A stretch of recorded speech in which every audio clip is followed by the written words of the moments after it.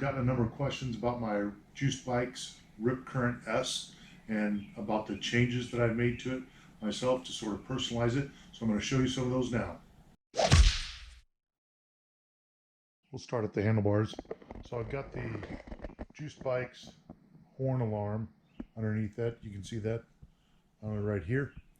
And it's really loud. I don't use it on the trail much.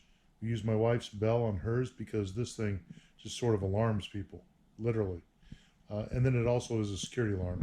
And you control that by the switch right here. Got the side mirror on there. A lot of people use that same side mirror model, but it's excellent. It doesn't shake. You can see everything very well. It doesn't stick up too much. It's a great mirror. I've got this for safety, and maybe you can see that flashing in the viewfinder there, but it's a really bright white light made by Hot Rod. Shut that off. Also have a red one in the back. That's pretty much it for the handlebars themselves. But the neck of this, I've got an 1.5 inch extension on here, and I wanted to ride more in an upright position instead of leaning over too far. And initially what I did was I bought the 5-inch riser bars from Juiced Bikes in order to do that. I'm 6'3", about 245 pounds right now, and I just didn't want to lean over quite as far, especially once I have the seat up high for my height. Great thing about Juiced Bikes and this model is that it comes in multiple sizes, and I bought the extra large frame, so works out great. I've got a aftermarket seat on here, and this is a specialized seat. It's called the Cup. A little bit wider than the stock seat, very comfortable. It's pretty firm. It's not one of those Cloud C9 type seats. This thing it's pretty firm, but it gives you good support. And I think one day the max we did was about 26 miles. I could feel it a little bit, but nothing like the stock seat itself.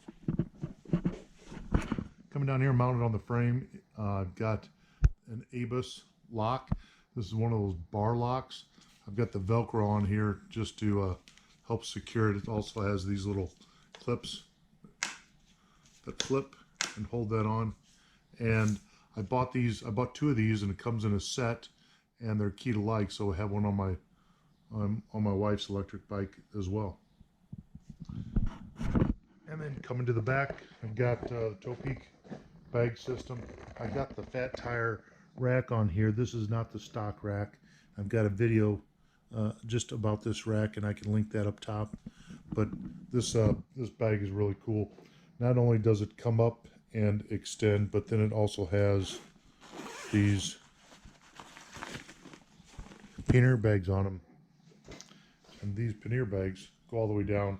They'll strap to the bike down here, and you can see it's quite a bit more storage. Really cool. And then they fold out of the way. Actually, I haven't used them yet, but will at some point.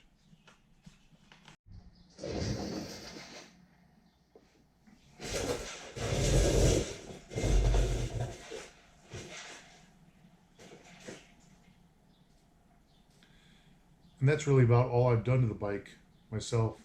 The only thing I've done is in the tires, I added the extra wide liners from Mr. Tuffy, and then each tire has 8 ounces of slime inside the inner tube as well, just to sort of prevent flats or kind of help us while we're out. I've got a tire kit and a tool kit inside the bag. But overall, I've got about 150 miles on the bike so far. Fantastic bike. I've ridden the rad bikes as well.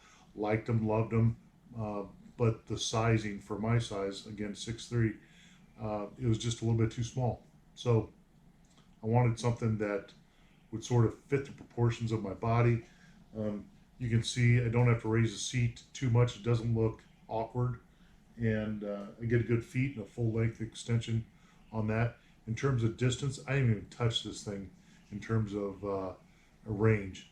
And I think the most I've lost is about 2 bars. That was on that 26-mile journey. I generally pedal all the time, I use the assist on hills, and while we're on flat ground, I might have it in 1 or econo mode, so I'm not burning through the battery at all. I haven't done a trip intentionally with just the throttle only, but I can tell you when I put it on R, which is stands for race mode, I can get this thing up to about 29 miles an hour, no problem.